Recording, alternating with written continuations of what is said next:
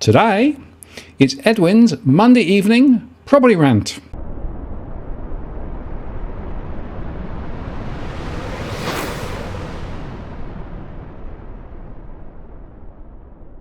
Hello again, it's Martin North from Digital Finance Analytics. Welcome to this post covering finance and property news with a distinctively Australian flavour. It's Monday. I have Edwin with me. Hi, Edwin. G'day, Martin. It's our usual rant, and now we've got two aficionados as well that want to make cameo appearances. And before we start, happy Sticky Rice Festival, Martin. Oh, very good. What on earth is that? It's Sticky Rice.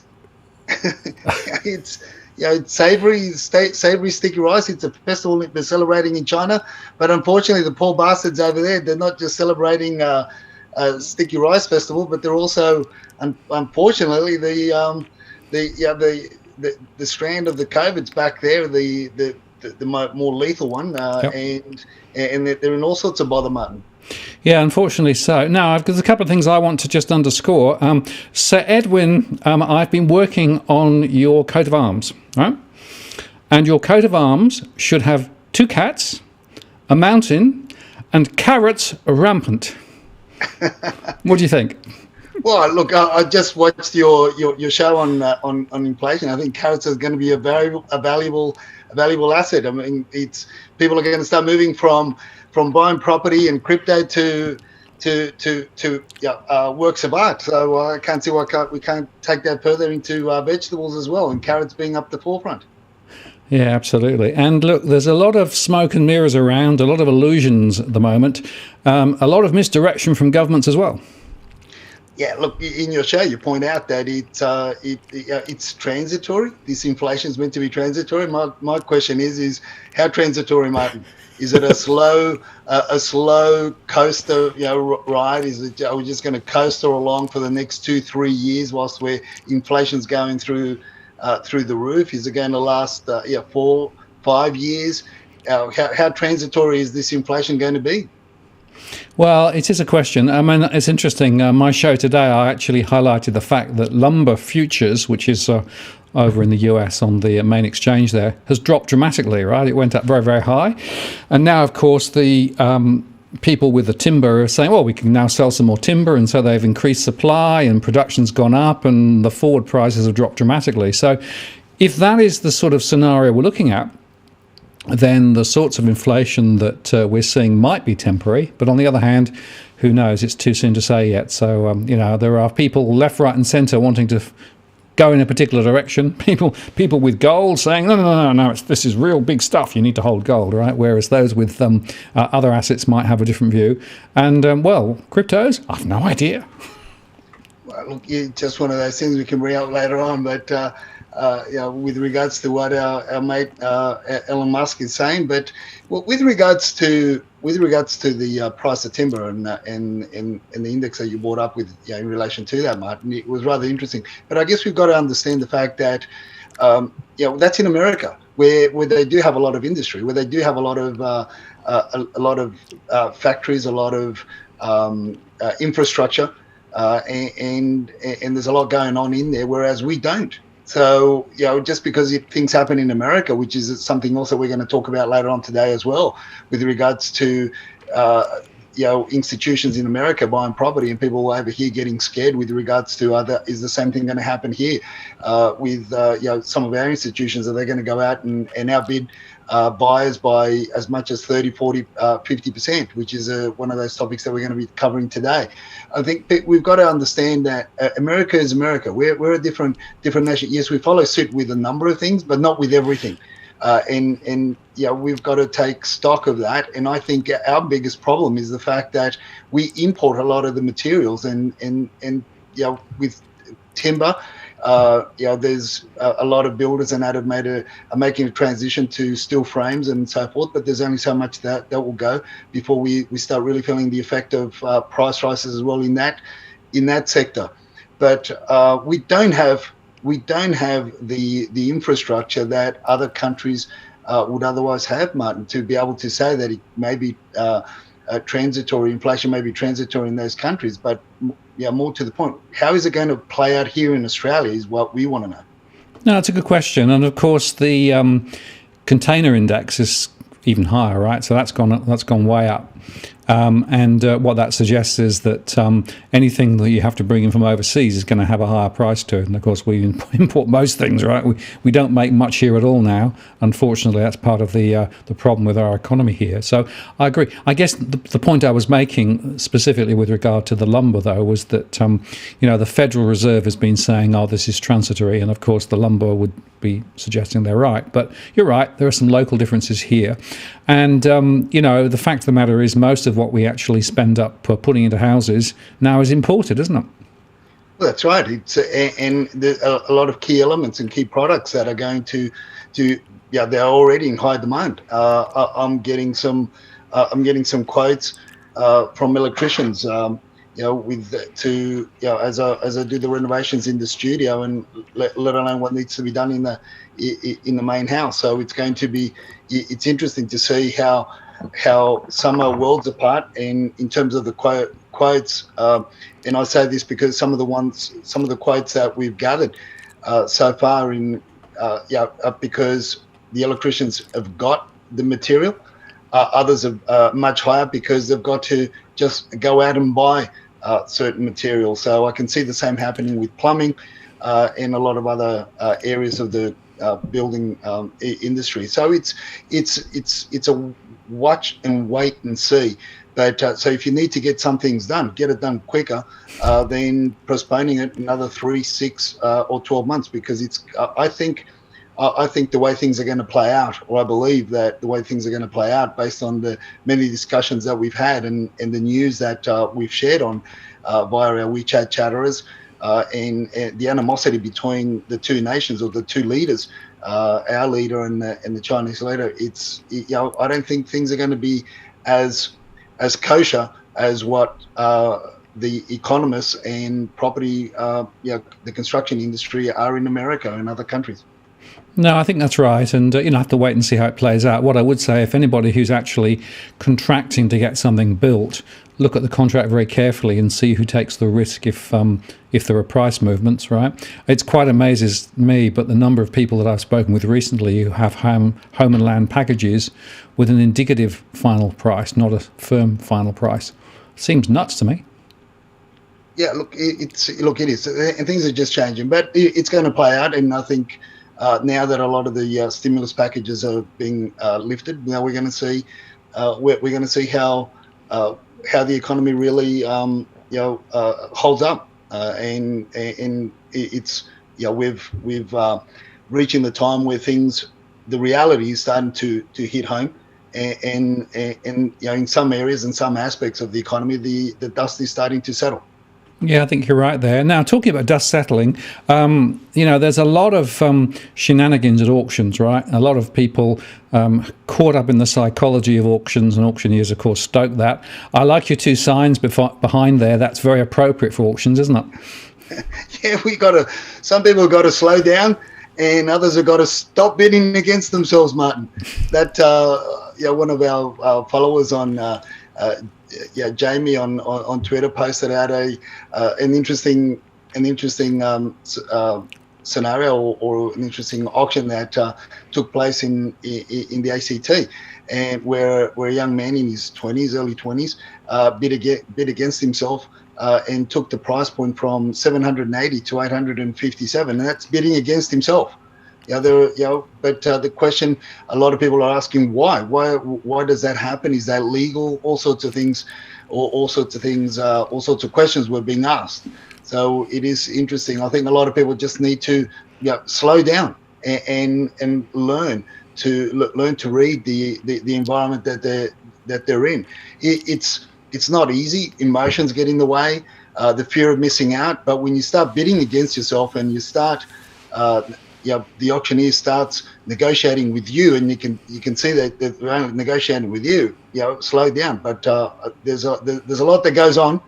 Emotions certainly run high, and this is where we just need to slow down, or stop altogether and think about things. They're not going to go away if they know that you're still in the game. So just stop and pause for a minute. Yeah, that's right. And there are some people who believe in the shock and awe principle of auctions. In other words, they go in with a very high bid to try and sort of scare everybody directly off. Right.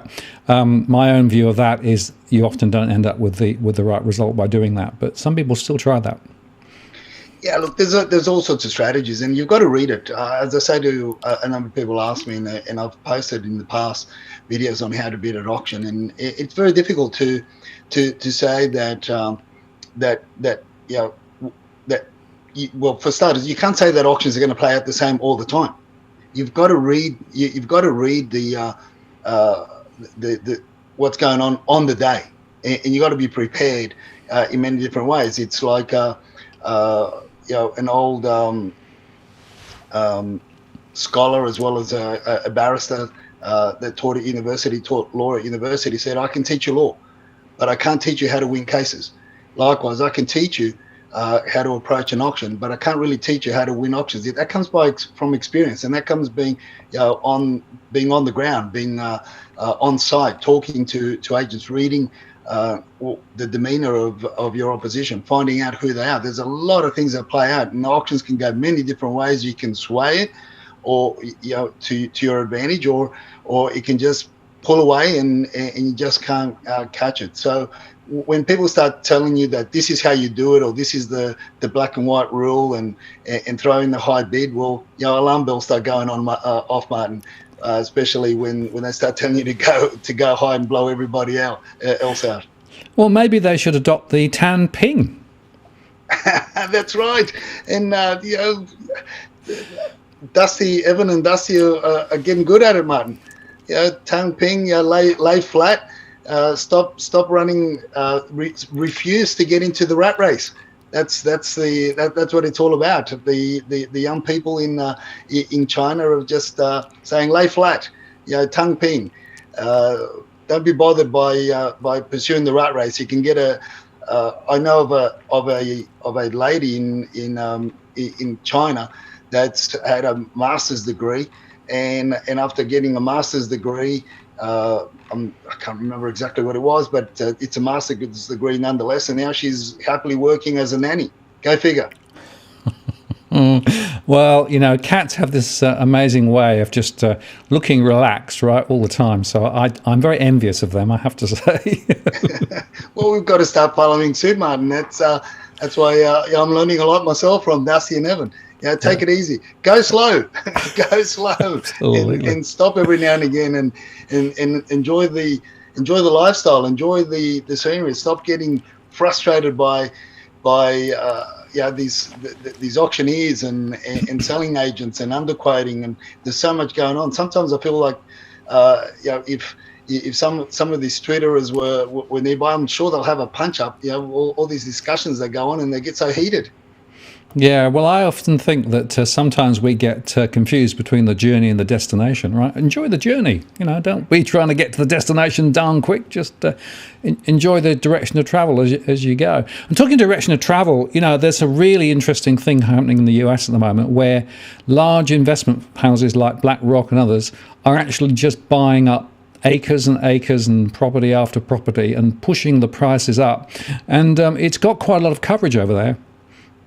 Yeah, well, the Neil DiMartino booth tweeted it out, and I'd had a read of the article, and there was other commentary around it, and trying to find out what's going on. And we've got a scenario there where these institutions are actually buying secondary stock, which was rather interesting. But then again, it's when you look at the price points of American property with regards, in relation to the price points of Australian property, what you get over there for under $500,000 is mind-boggling, as opposed to what you get here. But nonetheless, so these institutions are going out there and they're outbidding some of the locals by up to 40, in some cases up to 50%, and they're basically amassing these assets into these huge portfolios, property portfolios, to then have permanent renters in there, which raises all sorts of, obviously it's raising all sorts of concerns, and Danielle raises a lot of concerns of her own. Yeah, and this is interesting. I mean, the reaction was quite, broad over in the US. There were some people saying, "Well, that's the market. It's the market. It's the market."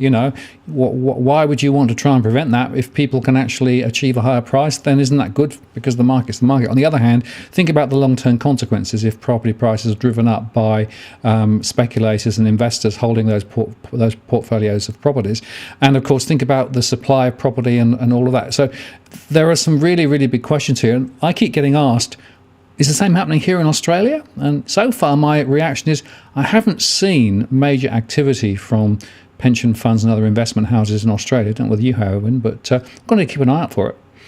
No, look, I don't believe there is. It is happening here in Australia, other than what we'll talk about later on, which unpack another story after this, just to compare what is happening here in Australia as opposed to what's happening in America. The other thing is in America is, look, and I'm only talking from based on what my family over there tell me. Half of my family's over in the States, in Chicago and LA and Utah. So I get the information from them, and they and what goes on. I've got friends in Florida as well, good friends in Florida that are actually real estate agents.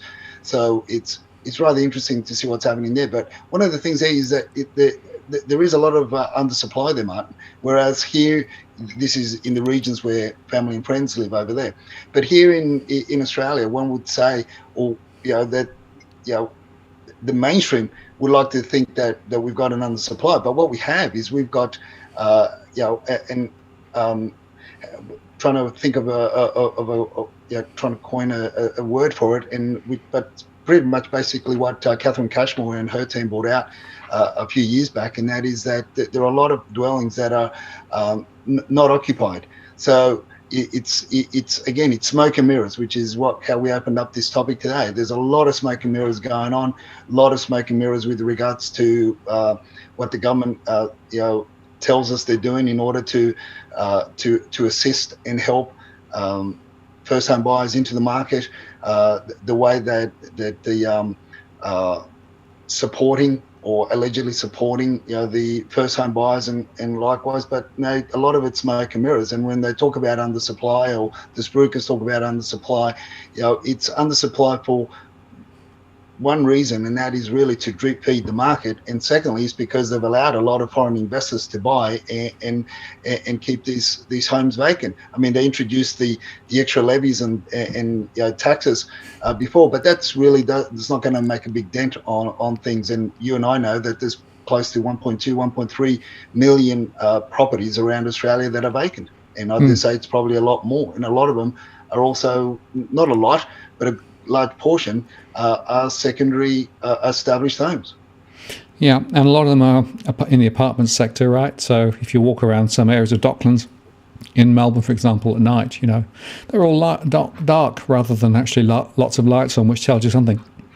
And it's interesting because, the industry keeps spruiking. We need to build more. We need to build more. And did you see last week, I think it was, there was that advert that was taken up by a whole range of builders, right, saying we need more planning, releases. We need more land to build on, right? I mean, talk about an agenda. Well, look, that's right. But it's as I say, look, there's nothing wrong with releasing more land to build. But what type of buildings or what type of construction is it going to be? Because high rises, and for starters, we're not very good at it. There's only a few, first class or first tier builders that can manage those projects. The rest are just wannabes, and we are where we are because of that. But if they did release a lot more land further out and put, not only release the land, but also put in place infrastructure before releasing the land, that's something that we would think and we would believe that the government's actually proactively assisting the people wanting to get into the market and being proactive. But no, everything seems to be ad hoc in New South Wales anyway.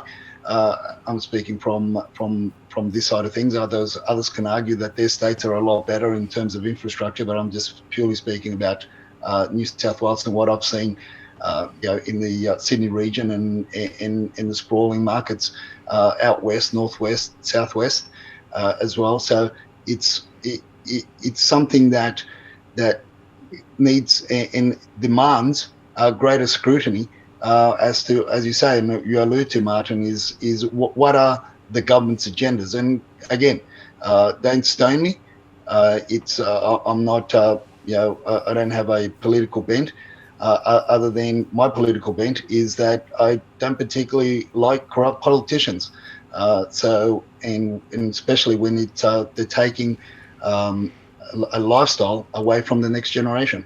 No, absolutely. Affordable housing is definitely what we need, but affordable housing doesn't necessarily mean giving more grants to first-time buyers to push prices higher. We'll come on to that in a second. But the other point there is just encouraging more rent to build or build to rent stuff, which is also going on, is another example of a stupid policy.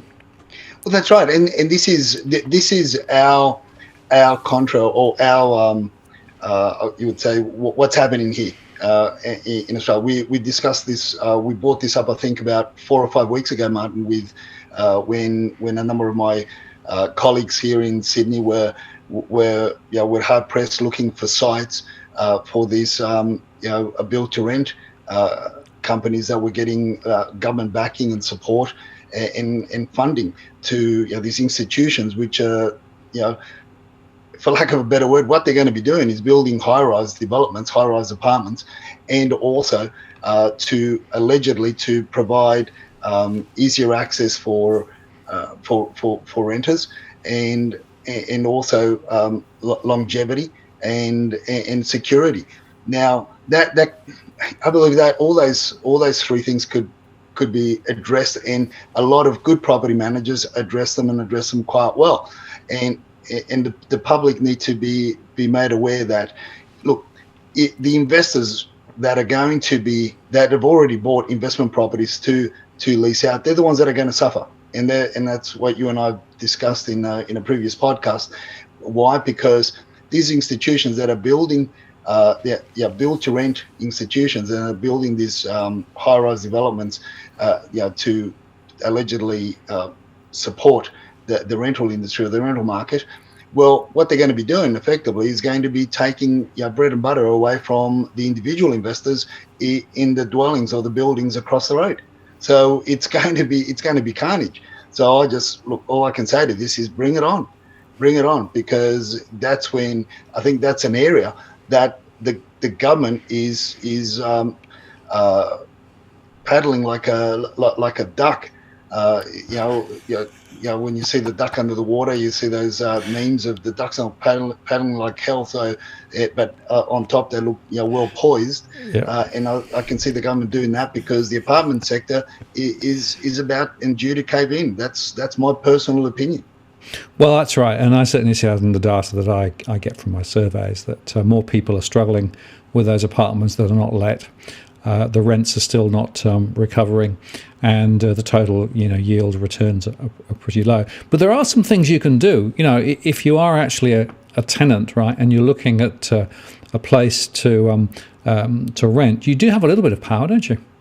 Look, you do, Martin, and these in the article there it points out that they are trying to give people security, and they're going to miraculously give this 3-year lease. Hello, you can get that now. You can negotiate that now.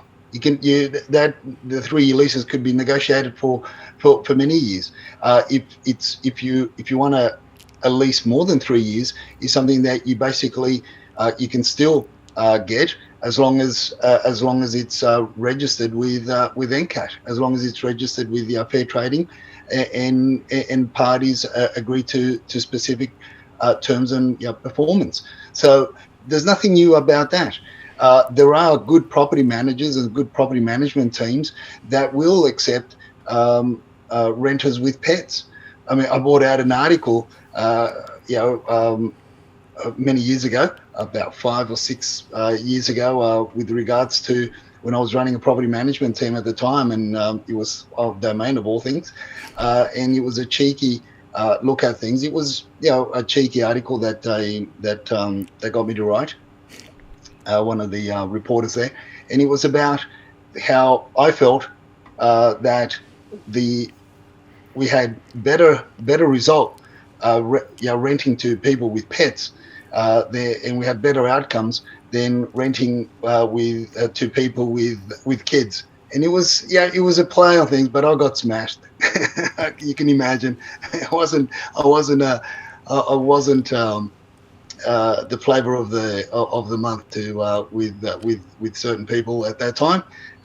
Needless to say, but it was just my take on the fact that, hey, if the property management teams do the job right, you can rent to people. You can rent to young families with kids. You can rent to young families with pets, or single people with, couples with pets, and have the right outcomes. But you've got to be active. You've got to look for those active property managers, in both the winners, the tenants, as well as the owners of the properties.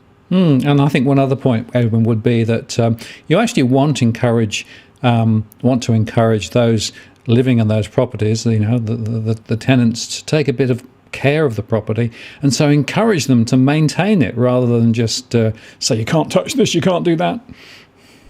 Well, look, that's right, and there are provisions under the new regulations to be able to request for to make your rental home or your rental dwelling apartment more homely, and there are provisions there. You can make those requests, and I know there's been a lot of hard stories about property owners and landlords that have had what they would otherwise call tenants from hell, but there's also landlords from hell. But you know what the common theme in the tenants from hell stories are, and the common theme in the landlords from hell are, Martin? It's the property managers. I bring it back to the property management teams. That's where I fix my scope on, and that's what I question and say, what have you done or what haven't you done in order to better manage the property to support the tenant as well as support your client, the landlord. And a lot of the times it comes back to that, Martin. It comes back to the property management team that you engage.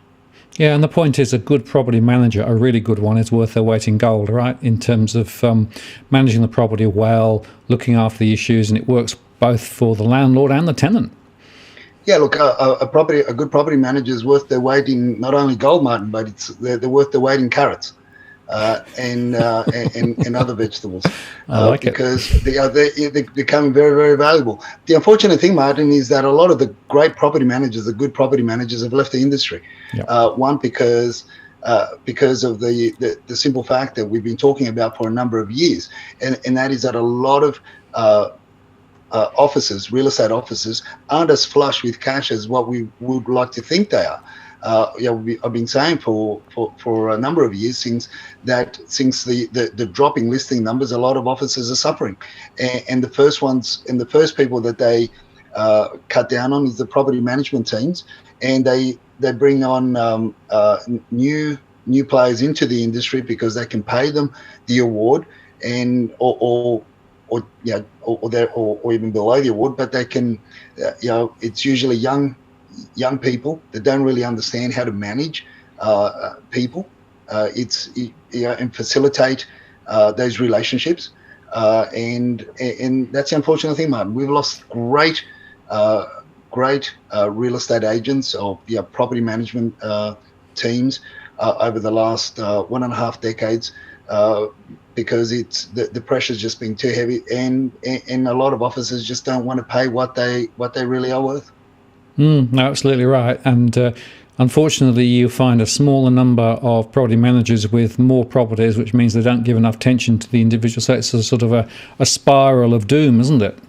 Well, exactly. It's just becomes a vicious circle. Eventually, it's so cancerous. It just, both parties, the tenants and the owners, suffer at the end.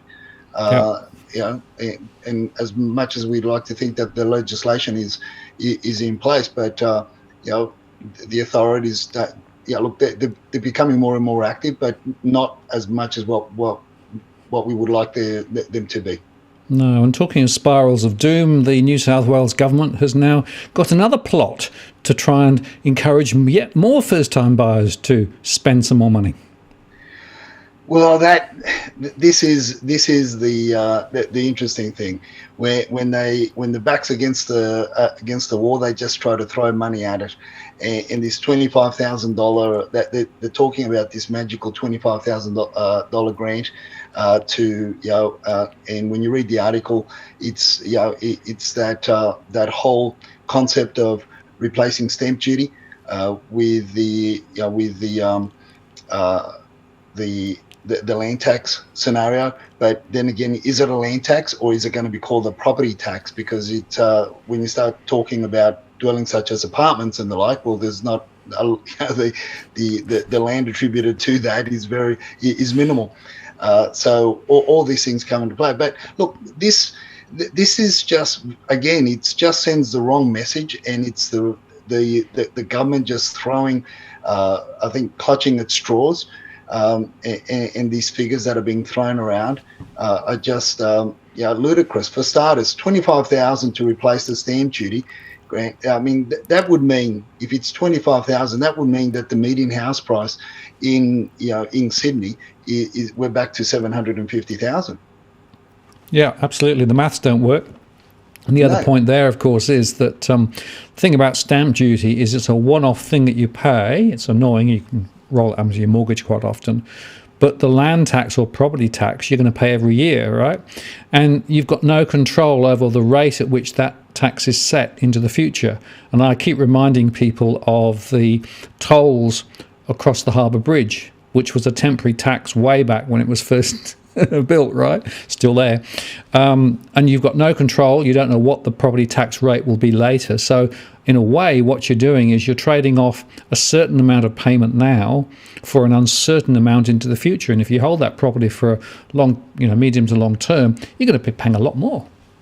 Well, that's right. And as we said, if it's again, going back to the numbers, I mean, the median house price at the moment in Sydney is 1.3 million. The average, or if you want to talk averages, it's not much lower. It's the average house price is $1,120,000 or 130, depends what articles or who you follow. Which basically the stamp duty, if you average it out, it's around about $60,000. So where's the rest going to come from? But what we've done, or what the government have done, in the grand scheme of things, is they've just increased the value of property.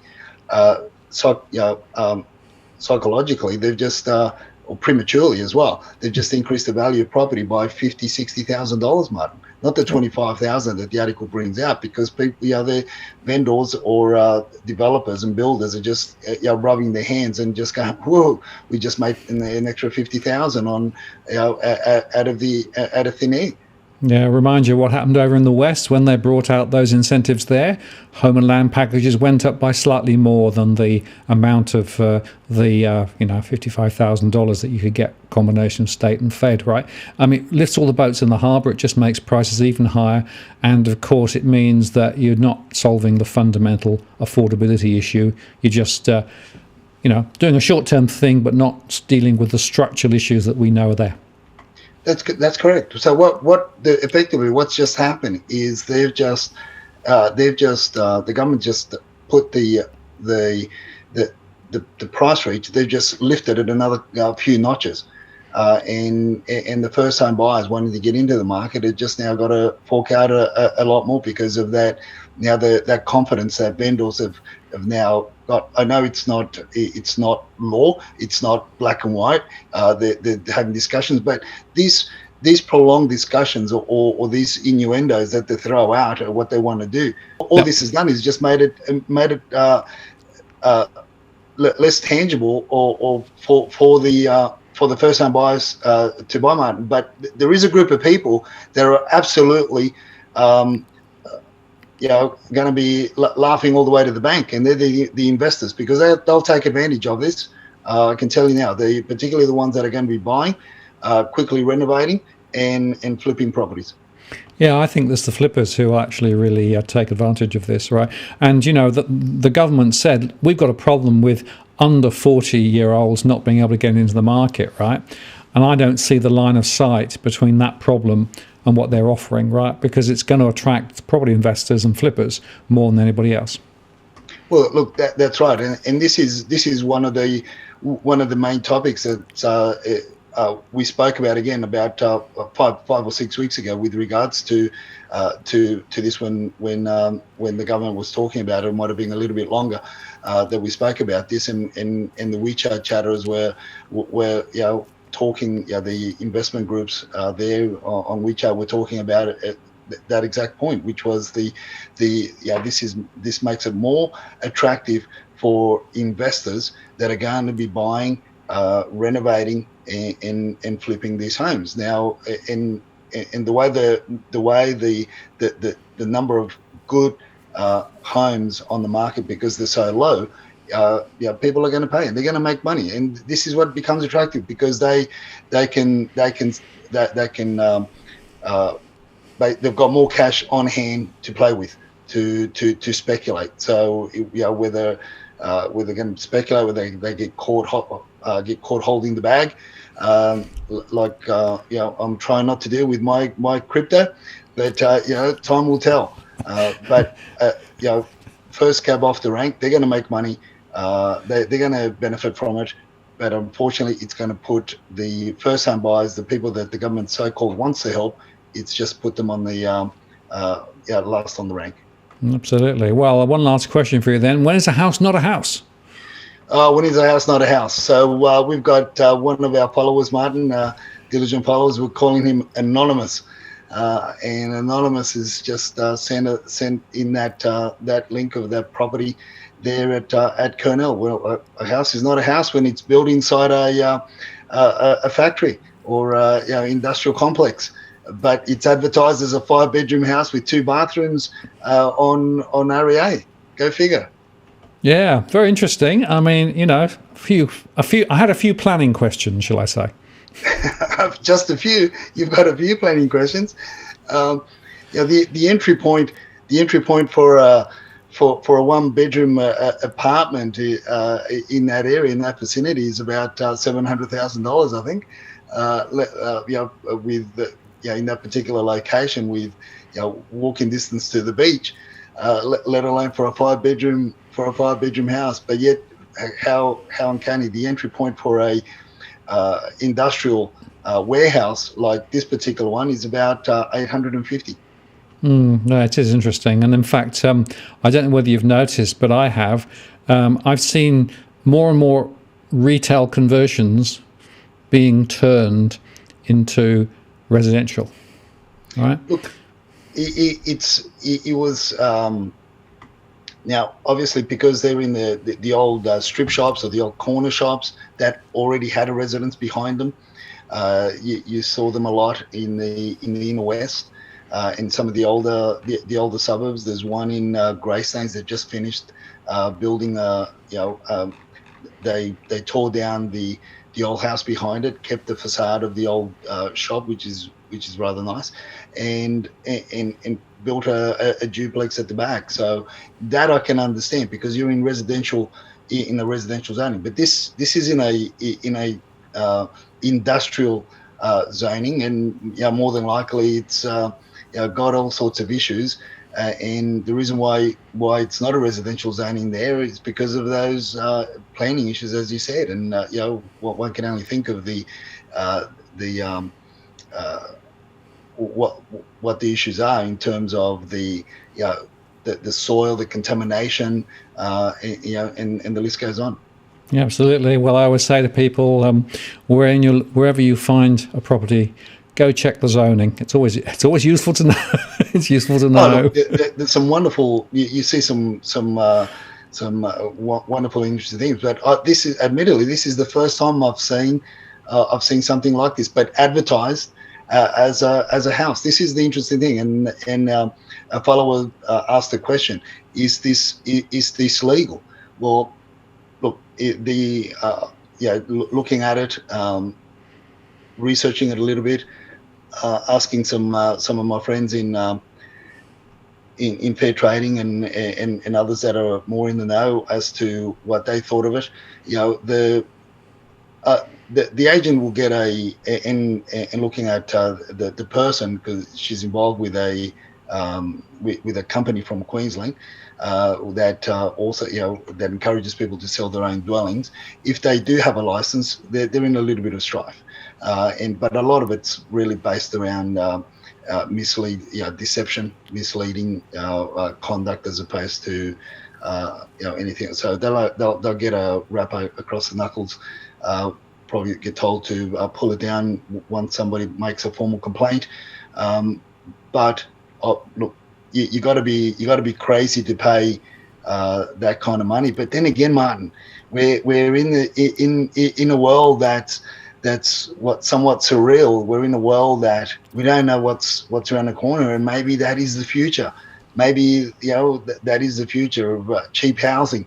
That the government should look at all those office buildings in the city that are that are only 50% occupied, and retrofitting them properly, as opposed to this one, but into residential buildings. But then the question is, how many people really want to live in a high rise or anything with lifts where where a number of people, more than 5-6 people, can gather in a confined space? I think there's a lot has to happen before we get back into the mindset that we can congregate in lifts again and be prepared to occupy these high-rise apartments.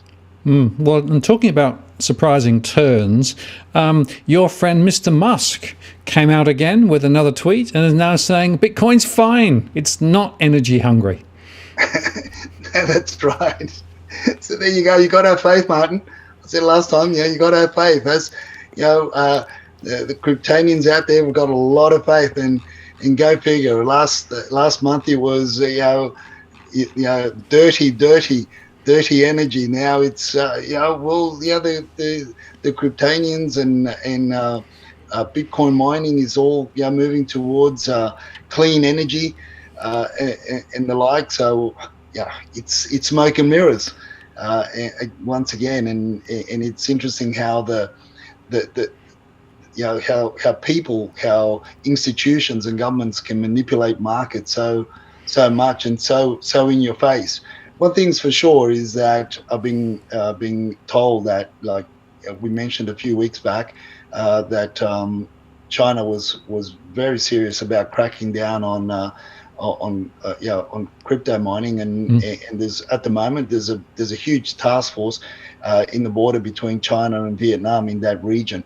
There's a huge task force there, and they've with regards to stopping people from obviously tapping into, because they've got hundreds of dams up in that region, and tapping into the power resource there to mine crypto. So the Chinese government are very adamant they will get rid of Bitcoin, and because obviously they've got other ideas, and they've got other digital currency and other platforms that they want their people and a few other nations to join them on. Well, it'll be interesting to see how that all plays out, as we've discussed before. And the good news is, anybody watching this, they can come back and hear you again tomorrow, right? Because you're going to join me for my live show tomorrow evening. I've already got a bunch of questions for you relating to property, but people will be able to ask questions live, and they can, pick your brains directly with regard to property-related stuff. Well, that's going to be great. I wonder if we're going to beat the record. I think and I believe I'm still the record holder for the number of attendees for that live show, Martin. Is that correct? Yeah, you are. You hold the prize of over 1,600 and something live on the stream. Remarkable. Mind you, that was in the middle of lockdown, so people had nowhere else to go. I've got Dusty and Evan now. Okay. I'll be sure to bring them online. How's that? How's that for an incentive to join us? Yeah, no, exactly right. Well, generally, if you have cats on your channel, you double the number of subscribers. So bring cats. And I look forward to that. And folks, you can ask a question live to Edwin on the show tomorrow night at 8 p.m. Sydney, or indeed if you want to send a question in beforehand, you can use it via the DFA blog and get it to me that way. I've already got a lot of questions. First time buyers asking some serious questions. I've got people worrying about building on floodplains. I've got people worrying about construction costs. Oh, a bunch of stuff, Edwin. So it'll be an interesting show tomorrow. Oh, look, I hope so. And let's make it even more interesting, Martin. Let's say that if we do break the record, I don't know, I think it was 1,300 and something viewers at one time. 1,600. 1,600. So, 1,600. Yeah. Oh, gee. It's now I've I'm going to get a what I call it, a little stamp on my wrist. Well, if we break the record, I'll in support of DFA and those that join the live chat, you can draw out they can register and I'm just making this up as I'm thinking, Martin. So they can register with you, and you can draw a winner, and I'll to our followers in Sydney, it's got to be in Sydney. I'll buy them lunch, and and they can pick my brains for the time that we're having lunch. How's that? Yeah, great. Okay, right. So, folks, you've heard it here first, right? So you have to tweet out to all of your friends and families to come on the show to hear Edwin tomorrow. And if we get it over 1,600, then there'll be a draw, and someone will win the chance to have lunch with Edwin. Yeah, and they can pick my brains about property. And presumably carrots will be on the agenda. Carrots will be on the agenda as well, right? No carrots. I'm struggling. I'm struggling. I'm going to meet up with a farmer, and he's going to give me a crash course on how to make sure that plants survive, Martin. I'm not a green thumb. Well, yeah. I'll let you into a few secrets on another occasion. Edwin, appreciate your time tonight, as always. I very look forward to the live stream tomorrow at 8 p.m. Sydney. And we'll do the rant next Monday as normal. So we'll see you then. Pleasure, and looking forward to tomorrow. Thanks. See you then. Bye-bye. Bye.